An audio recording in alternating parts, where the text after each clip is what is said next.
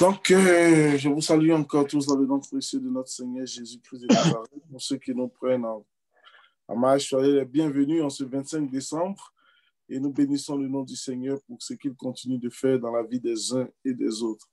Et nous nous sommes donné le défi de prier tous les jours et nous bénissons le Seigneur parce que, comme le dirait l'autre, Ebenezer, jusqu'ici, le Seigneur Jésus nous a secourus. Le Seigneur était avec nous. Et nous bénissons son nom pour tout ce qu'il fait. Dans Exode 17, verset 8, je vais demander à notre sœur Irmine pour lui souhaiter la bienvenue. Elle nous a manqué. Elle va nous faire la lecture. Exode 17, verset 8 à 16. Alléluia, alléluia. Mon tata Irmine, si tu... Oui. Pardon, je n'avais pas bien entendu. Merci. Je lis la parole de Dieu. Amalek vient combattre Israël à Réphidim. Alors Moïse dit à Josué, « Choisis-nous des hommes, sors et combat Amalek. Demain, je me tiendrai sur le sommet de la colline, la verge de Dieu dans ma main. Josué fit ce que lui avait dit Moïse pour combattre Amalek. Et Moïse, Aaron et Hur montèrent au sommet de la colline. Lorsque Moïse élevait sa main, Israël était le plus fort, et lorsqu'il baissait sa main, Amalek était le plus fort. Les mains de Moïse étant fatiguées, ils prirent une pierre qu'ils placèrent sous lui et il s'assit dessus. Aaron et Hur soutenaient ses mains, l'un d'un côté, l'autre de l'autre, et ses mains restèrent fermes jusqu'au coucher du soleil. Et Josué vainquit Amalek et son peuple au tranchant de l'épée.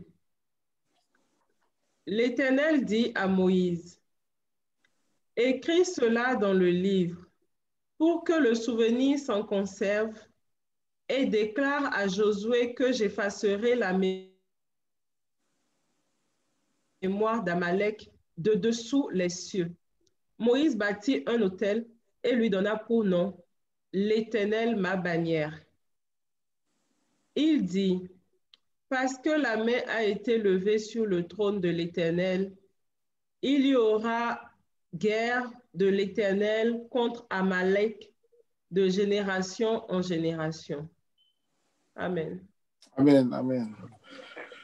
Donc ici, le texte est assez clair. C'est Amalek qui, lorsque le peuple d'Israël était sorti d'Égypte, le peuple d'Israël avait traversé la mer Rouge et tout ça. Et j'ai trouvé qu'Amalek est venu combattre Israël à Rephidim. Il arrive, comment on appelle ça déjà, des moments comme ça de notre vie où le Seigneur fait de grands miracles. Et nous pensons que parce que le Seigneur a fait un si grand miracle, fait diviser la mer en deux pour que nous puissions passer, on ne va pas croiser d'ennemis. Non, non, non, on va croiser des ennemis. Les ennemis ne se lassent jamais. Les ennemis sont des ennemis, comme on le dit, et puis leur but est de nous détruire. De nous détruire. Donc, l'ennemi ne va jamais se lasser. Quelqu'un a pu dire que celui qui me poursuit n'a pas cessé de courir, donc ce n'est pas moi qui vais m'arrêter. Donc, il faut continuer la course, il faut continuer de marcher avec le Seigneur avec foi. Alléluia. Ce qui fait que ici, Amalek est venu combattre Israël. Alors Moïse a dit à Josué, choisis-nous des hommes, sors et combat Amalek. Lorsque le combat s'engage, on a besoin de faire un choix. On a besoin de choisir des gens vaillants. On a besoin de choisir ceux-là qui sont prêts. Ici, nous voyons tout de suite qu'il n'y a pas le temps. Il n'y a pas le temps. Amalek vient combattre Israël. Alors Moïse dit à Josué, choisis-nous des hommes. Sors et combat Amalek. Demain, je me tiendrai sur le sommet. C'est dans un laps de temps. Dans un laps de temps d'une journée quasiment. que des décisions doivent être prises, que des gens doivent être choisis. C'est pour ça qu'il est très important d'être toujours prêt. Il est très important d'être toujours prêt pour que quand Dieu a besoin de toi, tu puisses être utilisé par lui. Quand Dieu t'appelle, il ne faut pas que tu dises « Oh non, je vais retourner dans les champs, je vais faire ci, je vais faire ça ». Il faut qu'on soit prêt. C'est pour ça qu'on parle d'une vie chrétienne, une vie de tous les jours, une vie qui se vit au quotidien. Il y a des gens qui passent des instants chrétiens. Ils sont chrétiens mardi, ils sont chrétiens mercredi, mais le jeudi, il ne faut pas leur demander où ils sont. Non, il faut que nous soyons toujours prêts, car nous ne savons pas ni le jour où la trompette va sonner et notre Seigneur Jésus-Christ de Nazareth va venir. Donc ici, Josué doit choisir des hommes. Et Moïse dit quelque chose, demain je me tiendrai au sommet de la colline, la verge de Dieu dans ma main. Il y a le combat qui se passe dans la vallée et il y a le combat qui se passe sur la montagne. Et c'est de ces deux types de combats que je vais parler aujourd'hui. Nous allons entrer bientôt dans une nouvelle année. Nous traversons cette période de fête et nous sommes dans la joie par la grâce de Dieu pour tout le monde et pour certains. Mais il faut que nous ne perdions pas de vue qu'il y a deux types de combats qui se passent. Il y a le combat dans la vallée qui se fait avec notre chair, avec notre corps, et il y a le combat sur la montagne qui se fait avec l'Esprit de Dieu. Ce qui fait que nous combattons en esprit et nous combattons aussi avec notre chair. Il faut que nous puissions en être conscients.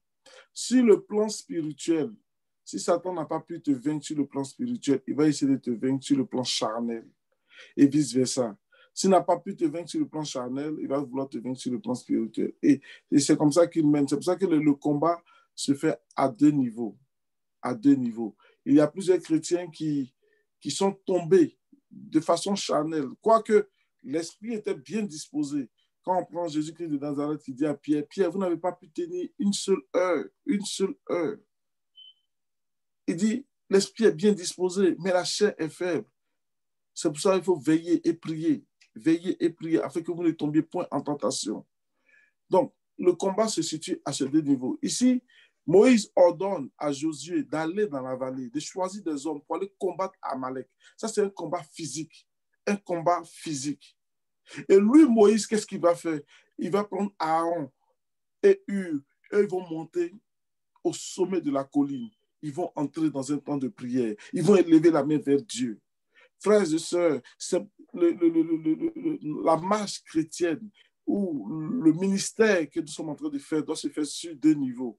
Il y a des évangélistes, il y a des personnes qui vont sur le terrain pour apporter la parole de Dieu, pour prêcher aux foules, pour faire de grands miracles devant Dieu. Mais pourquoi ces gens-là peuvent faire? C'est parce qu'il y a des Moïse et des Aaron et des Hur qui sont sur la montagne, qui sont sur la colline, qui sont en train de prier. Il faut que nous puissions avoir cela en esprit. Il faut que dans cette nouvelle année qui arrive, il faut que tu te mettes dans la tête que le combat n'est pas seulement charnel, mais le combat, il est aussi spirituel. Quelle est la force que j'ai? C'est pour ça que nous encourageons ceux qui peuvent vraiment se connecter, de vous connecter. Lorsque vous êtes dans une situation et que vous avez un groupe de prière derrière vous, ça fait toute une différence. Vous, c'est vrai que vous serez au front, vous serez en première ligne, vous serez face à l'adversaire directement, vous serez face à ce patron-là, vous serez face à cette dame ou à cette femme ou à ce monsieur, vous serez physiquement devant eux, mais spirituellement parlant, l'Église est derrière et l'Église prie. Pierre était en prison, il était emprisonné. On dit que l'Église ne cessait de prier. L'Église ne cessait de prier. Si nous ne sommes pas des chrétiens qui prions les uns pour les autres, si nous partons au combat sans que derrière il y ait des Moïse, il y ait des Hur, il y ait des Aaron qui montent sur la montagne pour prier, si derrière nous il n'y a personne qui prend un temps de jeûne pour nous, si derrière nous il n'y a personne qui prend un temps à part pour nous, frères et sœurs, nous partons à la défaite. Ce qui fait que les hommes de Dieu sont forts, ce sont les chrétiens derrière qui prient pour eux. Ce sont les chrétiens derrière qui prennent du temps pour intercéder pour leur pasteur, pour intercéder pour le serviteur de Dieu. Il faut vraiment que nous ayons cela en conscience. Ici, Amalek est arrivé de façon physique, mais comme il s'appelle déjà, Moïse a ordonné à Aaron. Moïse a ordonné à Aaron, à Josué, d'aller choisir des hommes pour aller au combat. On dit Moïse et Hur montaient au sommet de la colline. On dit lorsque Moïse élevait sa main, Israël était le plus fort. Frères et sœurs, le combat, l'issue du combat se décide par notre vie de prière. L'issue du combat se décide par notre vie de prière. Lorsque tu es en communion avec Dieu, lorsque tu regardes à Dieu, lorsque tu lèves les mains vers Dieu, dans la vallée, on a la victoire. Il faut qu'on ait cela en conscience. Il faut qu'on ait cela à cœur. Est-ce que ma vie de prière est efficace? Parce que si je prie, les choses vont se débloquer. Il faut le croire. La parole de Dieu déclare que ce que nous allons lier sur cette terre sera lié dans les cieux. Est-ce que je prie? Lorsque Moïse avait la main élevée vers Dieu, lorsque Moïse priait, lorsque Moïse, sa main était élevée, Israël était le plus fort. Et lorsqu'il baissait sa main, Amalek était le plus fort. C'est un schéma simple, mais c'est réel. C'est réel. Lorsque l'ennemi commence à te dominer, pose-toi la question, quel est l'état de ma vie de prière? Quel est l'état de ma vie de prière? Si ta vie de prière commence à flancher ou à tergiverser, frères et sœurs, malheureusement, l'ennemi va remporter la victoire sur toi. Malheureusement, l'ennemi va prendre le dessus sur toi. Les deux sont liés. L'un est dans la vallée, l'autre est sur la montagne. L'un est dans la vallée, l'autre est sur la montagne. Nous sommes au front, mais il faut que derrière, des gens soient en train de prier. Il faut que derrière, des frères et des sœurs prennent des temps de jeûne. Des frères et des sœurs puissent chercher la face de Dieu. Parce que lorsque la main de Moïse est levée vers le ciel, Israël est plus fort. Et lorsque sa main est baissée, lorsque tu commences à rétrograder, lorsque tes temps de prière sont oh, j'ai prié demain, tu remets à demain tout le temps. Oh non, je suis trop fatigué ce soir pour prier. Oh non, il neige, donc je ne peux pas prier. Oh non, il fait chaud aujourd'hui, donc je ne peux pas prier. On a tous les motifs pour ne pas prier. Ah non, tu sais, nous sommes en été, donc le parc est bien bondé de monde. Il faut qu'il y ait du barbecue dehors. Je ne peux pas venir à l'église, je ne peux pas prier. Frère, ça ne fait que décroître ta vie de prière et du coup, Amalek devient plus fort. L'ennemi devient plus fort. Il faut vraiment, vraiment, vraiment qu'on se rende compte de cela. Les deux types de combats et les deux types de combats sont liés. Il arrive dans la vie chrétienne que l'homme soit fatigué. L'homme soit fatigué. Il dit les mains de Moïse étant fatiguées, c'est arrivé un moment, tu te dis, mais ça fait un bon bout de temps que je prie. Je commence à être fatigué. Je vais laisser prise. Mais ce que tu dois avoir en tête, c'est que si tu lâches prise, tu vas perdre le combat. Alors tu dois développer une nouvelle aptitude pour pouvoir continuer la vie de prière. Tu devras avoir d'autres stratégies pour continuer la vie de prière. Ça fait un bon bout de temps qu'on prie ensemble. Je bénis le nom du Seigneur pour cela. Mais ça n'a pas été tous les soirs que ça a été facile de venir se connecter pour les uns et les autres. Ça n'a pas été toujours facile. Souvent, on revient du travail, on est fatigué. Souvent, il y a des projets qui sont énormes devant toi. Et puis, tu te dis, est-ce que je laisse la prière pour m'attaquer au projet? C'est sûr que si je le fais, je gagnerai 2 heures. Je gagnerai 2 heures pour pouvoir avancer dans mon travail. Mais est-ce que c'est la bonne stratégie? Est-ce que c'est la bonne méthode? Est-ce que c'est la solution que je dois adopter? Parce que si je laisse ma vie de prière, si je commence à avoir des argumentations pour ne pas prier, si je commence à mettre des arguments ou des alibis pour ne pas prier. Doucement, doucement, Satan va m'en donner. Il va m'en donner encore des alibis. Il va encore m'en donner. Oh, tu sais, hier c'était le 24, tu n'as pas vite dormi. Les enfants t'ont fatigué toute la journée ce matin et puis tu étais fatigué. Alors tu dois aller te reposer, Sylvain. Il faut que tu te reposes. Tu sais, c'est normal. Et d'argument en argument, un bon matin, il n'y a plus personne qui prie. Pourquoi? Parce que nous tous, on a des arguments qu'on peut avancer. Il peut arriver qu'on est fatigué. Mais Moïse n'a pas tenu compte. Il n'a pas dit parce qu'il est fatigué, il baisse les bras. Il a pris une pierre. Ils ont pris une pierre, disons, qu'ils ont placée sous lui. Lorsque ça ne va pas, lorsque tu es fatigué, prends la pierre angulaire. Jésus a dit qu'il est la pierre angulaire que les bâtisseurs ont rejetée. C'est sur cette pierre-là que nous devons fonder notre foi. C'est sur cette pierre-là que nous devons bâtir. C'est sur cette pierre-là que nous devons réellement bâtir. Si tu bâtis sur tes propres forces, tu ne pourras pas. Ici, il ne pouvait pas parce que la main de Moïse, ce n'était pas un robot, c'était un humain. Donc sa main était devenue fatiguée. Alors qu'est-ce qu'ils ont fait? Ils ont bâti maintenant sur la pierre. Ils ont placé sur lui une pierre et il s'est assis dessus. Ils ont mis sur lui une pierre. Il était debout. Il ne s'en allait plus. Il était fatigué. Il s'est assis.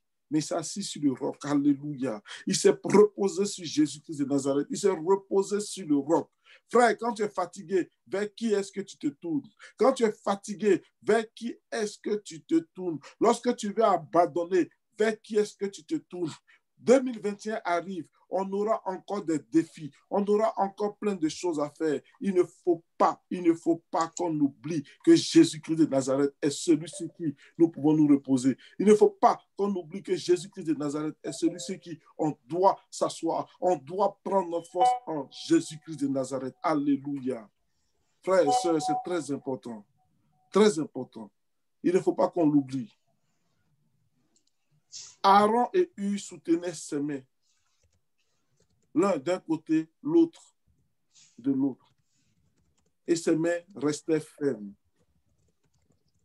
Aaron et Hur, frères et sœurs, le ministère ne se fait pas seul. La marche chrétienne ne se fait pas seul. Moïse à lui seul, il ne pouvait pas. C'est pour ça que je vous dis toujours, prions les uns pour les autres. Appelons-nous si on peut, les uns les autres. Prenons des nouvelles des uns des autres. Parce que la vie chrétienne n'est pas une vie solitaire. Elle n'est pas solitaire. Il faut vraiment qu'on puisse marcher ensemble, afin que lorsque l'un tombe, l'autre puisse le relever. Afin qu'il y a des communautés où quand quelqu'un tombe, on l'enterre. Non, il ne faut pas que ça soit ainsi. Il ne faut pas que ça soit ainsi. Si un de nos frères est fatigué, si une de nos sœurs n'est plus en bonne santé, si une de nos sœurs souffre, ou bien si une de nos sœurs traverse un moment difficile, il faut que nous soyons là pour soutenir. Aaron et Hur ont soutenu les mains de Moïse. Oh, il pourrait dire, oh non, c'est quand même le grand Moïse, c'est le bâton, il a pris la verge, c'est cette même verge qu'il a pris, et il a pris la verge de Dieu. Et puis donc, non, ils n'ont pas raisonné, ils ont vu que le serviteur de Dieu était fatigué. Il avait besoin de soutien. Il avait besoin de soutien. Il ne faut pas qu'on oublie ça. Le combat, il est dans la vallée, mais il est aussi sur la montagne. Il est aussi sur la montagne. Et lorsque nous sommes fatigués, appelons un frère, une sœur, demandons, est-ce que tu peux entrer dans un temps de jeûne avec moi? Toute seule, je ne pourrai pas. Mais je sais que si nous sommes deux et que nous prions les soirs, on va s'en sortir. Je pourrai m'en sortir. J'ai besoin de ton soutien. N'ayons pas honte. N'ayons pas peur de demander le soutien d'un frère, d'une sœur. Ici, il a fallu Hur et Aaron pour soutenir les mains de Moïse. Ne dites pas, oh oui, lui, alors, mais lui, il est pasteur, donc pour lui, il n'y a pas de problème. Tu sais, lui, c'est un pasteur, il peut s'en sortir seul. Non, frères et sœurs, ne raisonnons pas comme ça. Le pasteur, peu importe qui il peut être, c'est un humain. Et les humains, ils se fatiguent. Les humains, souvent, se découragent. Les humains, souvent, traversent des situations compliquées. Et il faut que nous soyons là pour nous soutenir les uns les autres. Pour que le regard soit toujours tourné vers Dieu. Pour que les mains soient toujours levées vers Dieu. Ça prend votre soutien. Ça prend que nous tous nous mettions ensemble. Donc d'abord, ils ont placé la pierre qui est Jésus. Ensuite, ils ont soutenu le serviteur de Dieu. Ils ont soutenu le serviteur de Dieu. Et les impacts étaient réels. Lorsque la main de Moïse était levée, Israël était plus fort. La parole de Dieu déclare que Josué a vaincu Amalek. Josué a vaincu Amalek et son peuple au tranchant de l'épée. Parce que Moïse avait la main levée. Parce que les enfants de Dieu étaient dans la prière. Parce que si nous sommes dans la prière, nous allons remporter des victoires. Nous allons remporter des victoires. Le secret, c'est cela. Le combat se passe dans la vallée, mais aussi le secret. L'issue du combat dépend de ta vie de prière. L'issue du combat dépend de ton temps que tu passes sur la colline. L'issue du combat dépend de qui prie derrière toi. C'est ça. C'est de là que l'issue du combat est déterminée. Il faut vraiment que femmes, hommes, nous soyons de ceux-là qui prions pour que ce temps de prière que nous avons chaque soir puisse prospérer. Ça va prendre que nous prions. Ça va prendre que nous prions. Ça va prendre que nous prions pour nos pasteurs. Ça va prendre que nous prions pour ceux-là qui prennent la parole. Ça va prendre que nous prions pour chaque aspect de ce temps de prière. Ça va prendre que nous prions pour que tout aille comme Dieu veut que ça aille. Ça va prendre cela. C'est vrai, on est sur le front. On est en train de parler aujourd'hui, mais derrière, ça prend une Émile, ça prend une Fleur, ça prend une Paul-Claude, ça prend une Muriel, ça prend une Ange qui prie derrière, qui soutient le groupe dans la prière. Il y avait une dame qui soutenait quasiment une église par sa vie de prière. Et quand elle est décédée, il n'y avait plus de miracles dans l'église. L'église était devenue nonchalante, tout était morose, les choses devenaient bizarres. Et ils ont commencé à chercher la face du Seigneur, mais pour dire, qu'est-ce qui se passe? Qu'est-ce qui se passe? Et le Seigneur leur a révélé qu'en fait, c'est la vieille dame qui est décédée, celle qui soutenait l'église par ses prières. Elle était tout le temps devant la face de Dieu. Elle priait pour son assemblée. Elle priait pour son église. Frère, on a besoin d'hommes, on a besoin de femmes qui ont ce cœur-là pour qu'on puisse remporter des grandes victoires. Et Jésus a vaincu Amalek et son peuple au tronçon de pays. L'Éternel dit à Moïse, écris cela dans le livre pour que le souvenir s'en conserve. Écris cela dans le livre. Dieu veut que nous écrivions les exploits qu'il fait avec nous. Dieu veut que nous écrivions ce qu'il fait avec nous parce que nous voulons raconter ça aux enfants de nos enfants. On veut raconter ça à nos enfants, qui vont raconter ça à leurs enfants, qui vont raconter ça à leurs enfants. Qu'est-ce que ça va faire? Ça va booster leur foi. Ça va leur permettre de croire que le Seigneur est véritable. Ça va leur permettre de mettre leur confiance en Dieu. Ça va leur permettre de mettre leur confiance en Dieu. Si tu veux que tes enfants mettent leur confiance en Dieu, qu'est-ce que tu vas leur dire? Tu vas leur dire ce que Dieu a fait pour toi. Tu vas leur dire ce que Dieu a réellement fait pour toi. Tu vas leur présenter ton Dieu. Ici, c'était des écrits que ces gens devaient faire pour rappeler à la mémoire des enfants que voici ce que Dieu a fait pour nous. Il dit, pour que le souvenir s'en conserve, et déclare à Josué, j'effacerai la mémoire d'Amalek du dessous des cieux. Frères, sœurs, Amalek sera effacé du dessus des cieux. Nos ennemis seront effacés. Nos ennemis. Il vous faudra d'abord déverrouiller. Nos ennemis seront vaincus. Ils seront tous vaincus. Parce que c'est Dieu qui combat pour nous. Il faut que nous le comprenions. Eux tous, sans exception, ils seront vaincus. Parce que nous avons une vie de prière. Parce que nous regardons à Dieu. Parce que nous levons les mains vers le Seigneur des Seigneurs. Parce que nous nous regardons, nous ne tournons pas vers les hommes, mais nous tournons cela vers Dieu. C'est là. Nous regardons à Dieu, nous crions à Dieu, nous nous agenouillons vers lui. Et Dieu nous dit qu'aujourd'hui, il va effacer la mémoire d'Amalek de dessus les cieux. On ne va même plus se souvenir d'eux. On ne va même pas penser que ce sont les gens qui ont existé un jour. Vous voyez comment c'est fort? Ils seront rayés de la carte. Ils seront rayés de la carte.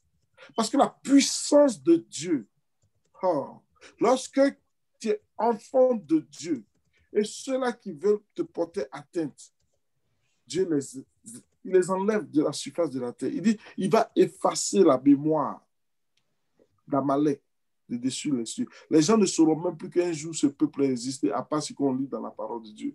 On va fouiller sur cette terre, on ne va pas voir que Amalek est devenu tel pays, qui est devenu tel pays, qui est devenu tel pays. Aujourd'hui, ça s'appelle comme ça n'existera pas. Ça n'existera pas. Parce qu'eux, ils ont été effacés. Parce qu'ils ont osé attaquer les enfants de Dieu. Ils ont osé attaquer les enfants de Dieu. Moïse a bâti un autel et lui a donné le nom, l'Éternel ma bannière. Oui, frères et sœurs, dans tout ce que Dieu fait pour nous, il faut que nous manifestions de la reconnaissance. Il faut être reconnaissant à Dieu. Quand Dieu a fait quelque chose pour toi, ici dans les temps anciens, les gens ils faisaient toujours des autels. Ils faisaient un autel et puis ils lui donnaient un nom. Et ils faisaient un autel. Et c'était leur façon de dire merci à Dieu. C'était leur façon d'être reconnaissant à Dieu. La parole de Dieu dit que la parole de Dieu ne retourne point à Dieu sans accomplir ce pourquoi elle a été envoyée. Mais comment est-ce que la parole de Dieu va retourner? C'est par notre reconnaissance. C'est en disant merci Jésus. Merci pour ce que tu as fait pour moi. Ça confirme que la mission de la parole a été accomplie. Parce que ça prend ta reconnaissance. J'ai déjà expliqué ça une fois. Lorsque tu envoies de l'argent en Afrique ou bien peu importe le pays, tant que la personne n'a pas encore reçu cet argent, Tu ne sais pas si la mission est complète. Tu ne sais pas si cet agent que tu as envoyé est vraiment arrivé dans le territoire que tu voulais.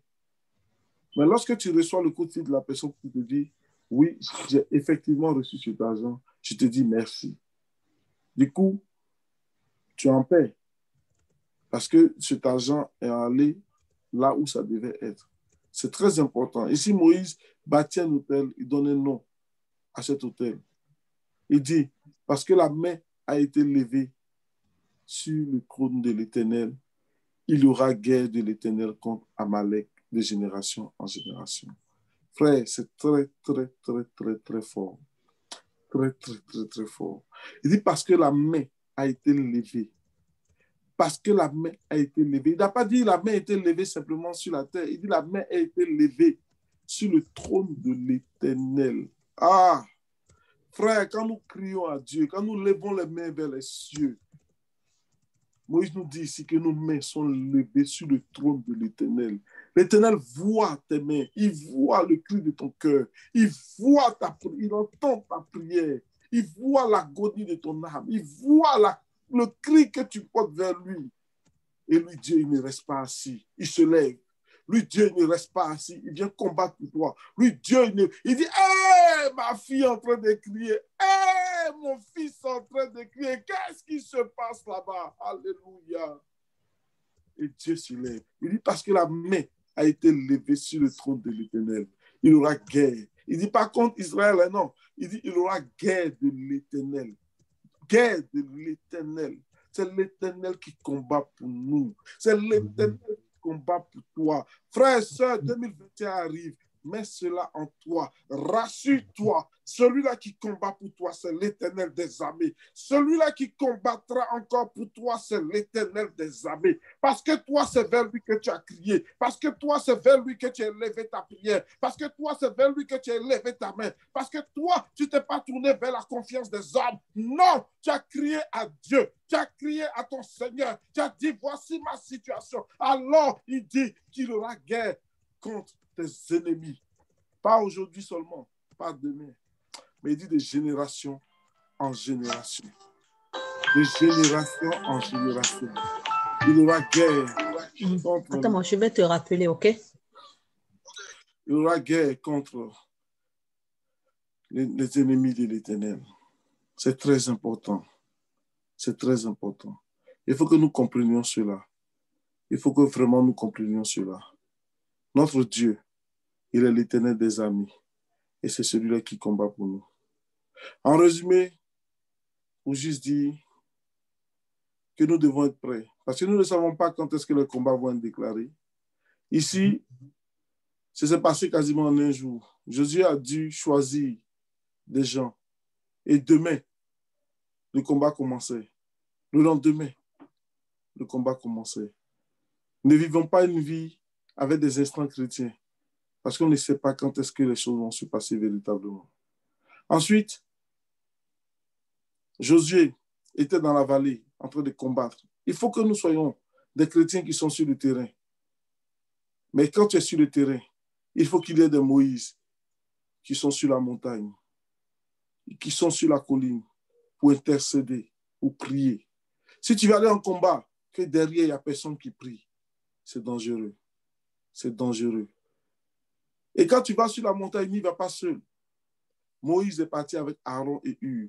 De telle sorte que lorsque Moïse était fatigué, lorsque les mains de Moïse étaient fatiguées, Hur et Aaron ont soutenu les mains de Moïse. Il faut vraiment que, frères et sœurs, nous soyons des soutiens les uns pour les autres. Il faut que nous puissions répondre présent lorsque des frères et des sœurs ont besoin de prière. Lorsque nous avons la possibilité de les aider, il faut que nous répondions présent. Ici, Amalek croyait surprendre le peuple de Dieu, mais Dieu était avec son peuple. Et Moïse a mis en place cette stratégie. Le combat se passe dans le spirituel et aussi dans le physique. Et l'issue du combat dépend de ce qui se passe dans le spirituel. Si tu as une vie de prière, tu vas avoir des victoires dans le physique. Si tu n'as pas de vie de prière, tu vas avoir des défaites dans le physique. Lorsque la main de Moïse était élevée, Israël avait la victoire. Et lorsque la main de Moïse était fatiguée, c'est Amalek qui avait la victoire. Et c'est l'image de notre vie chrétienne. Lorsque nous sommes dans la défaite, est-ce que nous nous posons les bonnes questions? Est-ce que nous nous posons les bonnes questions? Comment se comporte ma vie de prière? Est-ce que ma vie de prière est digne de ce nom? Ou est-ce que je suis en train de tergiverser? Parce que cela va se refléter véritablement sur ta vie quotidienne. Ça va se refléter véritablement dans ta vie de tous les jours. Ici, Aaron et Hur ont soutenu Moïse. Trouve-toi un frère, une sœur avec qui tu peux prier. Lorsque tu es à terre, lorsque ça ne va pas, tu appelles un frère ou une sœur pour dire prions ensemble, j'ai besoin de ton soutien, j'ai besoin que tu m'aides, j'ai besoin qu'on passe ensemble dans cette épreuve. Toute seule, je ne peux pas. Tout seul, je ne peux pas. J'ai besoin que tu me soutiennes dans la prière. Et le frère et la sœur vont te soutenir. Ne traversons pas les situations difficiles seuls. Nous n'en sommes pas seuls. Nous ne sommes pas seuls. Et l'Éternel Dieu combat pour nous. Ici, Hur et Aaron ont soutenu Moïse. Et la main de Moïse est restée toujours debout. Ne laissons pas l'ennemi nous distraire. Ne rétrogradons pas. Ne trouvons pas des alibis pour ne pas prier. Ah, je suis fatigué, je suis ci, je suis ça. Et c'est beaucoup de raisonnements, mais pour peu de choses. Il faut que nous puissions rester debout. Il faut que nous puissions toujours prier. Et l'Éternel nous demande de crier pour que le souvenir de ce qu'il fait pour nous puisse toujours être relaté à nos enfants, aux enfants de nos enfants. Il faut toujours aussi dire merci à Dieu. Ici, Moïse bâtit un autel, il donne un nom à cet autel. Mais nous, dans le Nouveau Testament, qu'est-ce que nous faisons? Nous remercions le Seigneur. Nous lui disons merci. Nous lui disons que la promesse que tu nous as accordée, elle s'est accomplie. Nous lui disons que ce que tu as envoyé comme parole, elle a eu son effet dans ma vie. Et je vais te dire merci. Je vais te dire merci. Et parce qu'il y a eu prière, parce qu'il y a eu élévation de main sur le trône de Dieu contre Amalek, alors il aura toujours guerre de l'Éternel contre tous tes ennemis. Il aura toujours guerre de l'Éternel contre tous tes ennemis. Tu n'es pas seul. Que le Seigneur vous bénisse au nom de Jésus. Amen, amen, amen. Alléluia. Alléluia. Amen.